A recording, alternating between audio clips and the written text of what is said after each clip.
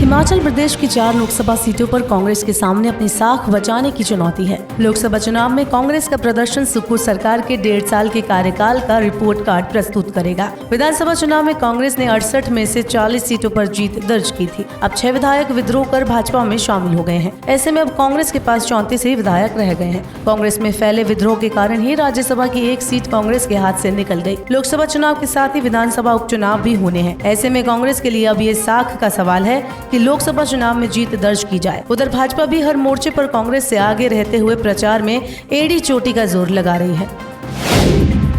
मंडी संसदीय क्षेत्र से कांग्रेस पार्टी के प्रत्याशी विक्रमादित्य सिंह के पोस्टर में सबसे ऊपर वीरभद्र सिंह की एक बड़ी सी तस्वीर लगाई गई है। पोस्टर में दाईं तरफ नीचे की ओर विक्रमादित्य सिंह की भी बड़ी तस्वीर है। इसके अलावा इस पोस्टर में अखिल भारतीय कांग्रेस कमेटी के पूर्व अध्यक्ष सोनिया गांधी, राहुल गांधी, हिमाचल कांग्रेस प्रभारी राजीव शुक्ला, महासचिव प्रियंका गांधी, हिमाचल कांग्रेस अध्यक्ष प्रतिभा सिंह, मुख्यमंत्री सुखविंदर सिंह सुक्खू और उप मुख्यमंत्री मुकेश अग्निहोत्री की छोटी तस्वीरों का इस्तेमाल किया गया है। इस पोस्टर में अखिल भारतीय कांग्रेस कमेटी के राष्ट्रीय अध्यक्ष मल्लिकार्जुन खड़गे को स्थान नहीं मिला है।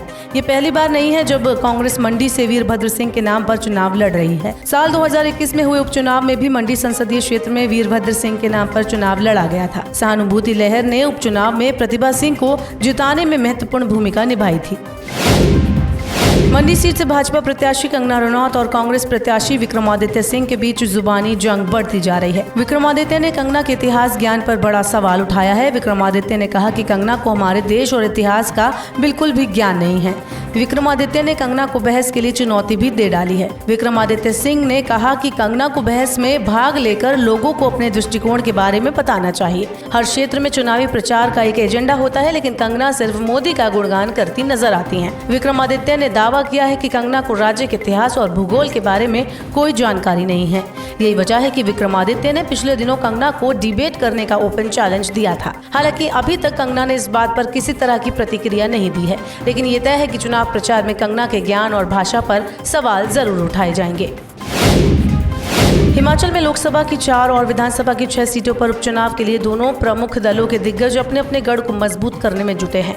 मुख्यमंत्री सुखविंदर सिंह का पूरा फोकस अपने गृह क्षेत्र हमीरपुर पर है। यहाँ बड़सर, कुटलेहड़, सुजानपुर और गगरेट विधानसभा भी आती है, जहाँ उपचुनाव होने हैं। कांग्रेस प्रदेशाध्यक्ष प्रतिभा सिंह मंडी लोकसभा क्षेत्र में अपना पूरा दम लगा रही हैं। यहाँ से उनके बेटे विक्रमादित्य सिंह उम्मीदवार है। यहाँ से जीतना अब राज परिवार की नाक का सवाल बन गया है। नेता प्रतिपक्ष जयराम ठाकुर मंडी लोकसभा क्षेत्र में काफी सक्रिय हैं। यहाँ से भाजपा ने कंगना रनौत को मैदान में उतारा है।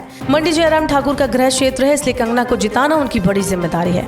उपचुनाव में हार के बाद अगर भाजपा को फिर हार मिलती है, तब जयराम ठाकुर की मुश्किलें बढ़ सकती हैं। भाजपा प्रदेशाध्यक्ष डॉक्टर राजीव बिंदल शिमला लोकसभा क्षेत्र पर सबसे ज्यादा ध्यान दे रहे हैं।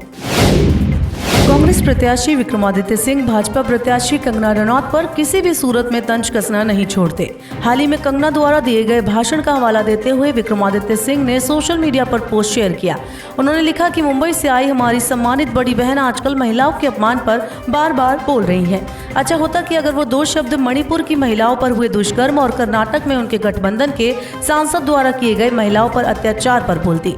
इतिहास, तर्क और तथ्य से हमारी बड़ी बहन का दूर दूर तक कोई संबंध नहीं है। हमारा निवेदन है कि वह मंडी को अपनी प्राथमिकता बताएं। यदि वे खुद नहीं जानती तो अपनी सोशल मीडिया टीम से पूछ लें। साथ ही विक्रमादित्य सिंह ने उन्हें सोशल मीडिया पर खुली डिबेट करने की चुनौती भी दे डाली। सोशल मीडिया पर शेयर किए गए विक्रमादित्य के इस पोस्ट पर बड़ी संख्या में कमेंट आ रहे हैं और मंडी की जनता भी कंगना के चुनौती स्वीकार करने का इंतजार कर रही है। लोकसभा चुनाव में भाजपा के पक्ष में माहौल तैयार करने के लिए राष्ट्रीय अध्यक्ष जेपी नड्डा हिमाचल का दौरा करेंगे। नड्डा 8 मई को बिलासपुर जिला के 1 दिवसीय दौरे पर आ रहे हैं। जिला के चारों मंडलों के 15 प्रमुखों का सम्मेलन अब एक ही जगह एक साथ आयोजित किया जा रहा है, जिसके लिए भाजपा कार्य योजना तैयार करेगी। इनमें 15 से 20 हजार कार्यकर्ताओं के भाग लेने की संभावना है।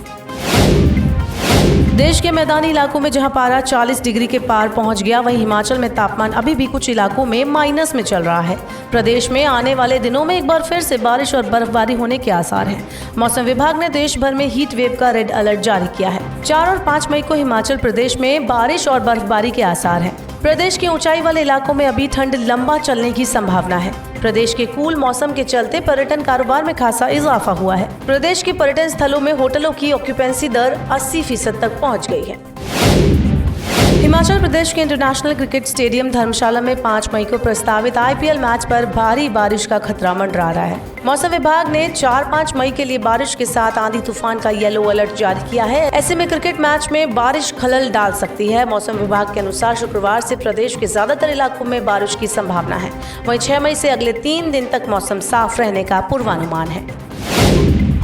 हंसल मेहता की फिल्म गांधी में हॉलीवुड फिल्म हैरी पॉटर के अभिनेता टॉम फेल्टन भी नजर आने वाले हैं। फिल्म निर्माताओं ने घोषणा की कि भारत में हैरी पॉटर के प्रशंसकों की बड़ी तादाद है। खासकर बच्चों के लिए इस फिल्म को लेकर काफी उत्साह है, इसलिए फिल्म को रोमांचक बनाने के लिए गांधी फिल्म में टॉम फेल्टन को लिया गया है। हंसल मेहता का कहना है कि इस फिल्म से बच्चों को काफी चीजें सीखने का मौका मिलेगा। ये सीरीज अगले साल रिलीज हो सकती है।